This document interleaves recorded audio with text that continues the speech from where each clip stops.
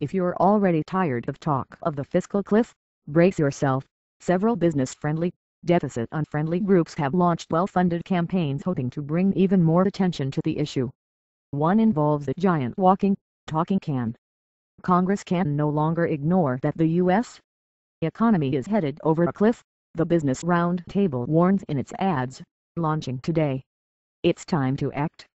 In several of the group's ads, Honeywell Chair and CEO David Koch takes it a bit further. If the last debt ceiling was playing with fire, he asserts, this time they're playing with nitroglycerin. The campaign to fix the debt, meanwhile, solemnly warns that inaction is not an option, while yet another group, aimed at young millennials, warns that politicians can't solve the problem by simply kicking the can down the road, as the current favorite political cliché has it. The group, the millennial outreach partner of the campaign, calls itself The Can Kicks Back. At first glance, all this earnest effort seems a bit superfluous. It's not as though the fiscal cliff is exactly being overlooked. It's currently the biggest topic of conversation in D.C., not involving saucy emails, and until a deal is reached probably around or after the looming January 1st deadline, talk of the fiscal cliff will be as hard to avoid as Christmas specials on TV. More, the pessimist's guide to surviving the fiscal cliff. So what exactly do these groups hope to bring to the discussion? Both the Business Roundtable and the Campaign to Fix the Debt promote solutions to the looming fiscal cliff, and the debt more generally, that rely heavily on spending cuts, and that are a long way off from President Obama's notions of a balanced approach that includes both spending cuts and tax increases. The Business Roundtable's deliberately vague vision of long-term fiscal health involves prudent reforms to reduce the growth of both discretionary and mandatory government spending, enacting a modern and fiscally responsible competitive tax code. By modernizing the tax code they mean lowering the corporate tax rate to 25%, and implementing a modernized, competitive system of international taxation. That's right, fiscal prudence means corporate tax cuts.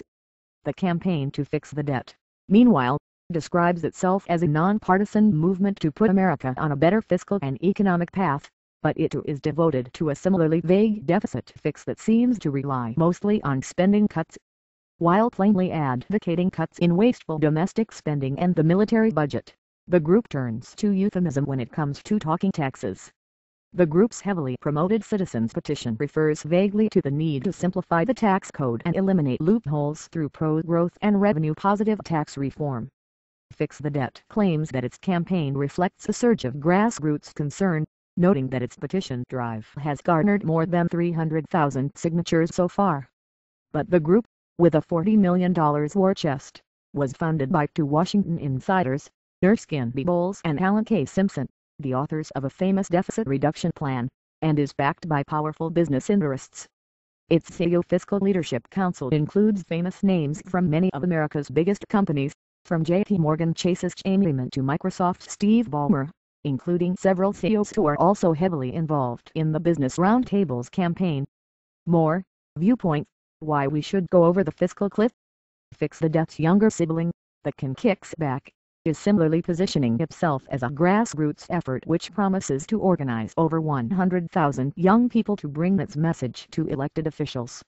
But it's as carefully branded as any corporation, and comes complete with its own mascot, American, a giant can character who will be visiting college campuses and walking the hallways of Congress to represent the young Americans who are kicking back to reclaim their future. Like I said, brace yourself. Read more. http://business.time.com/2012/11/13/business leaders dive into the fiscal cliff debate #9ZZ2C7 Husks 28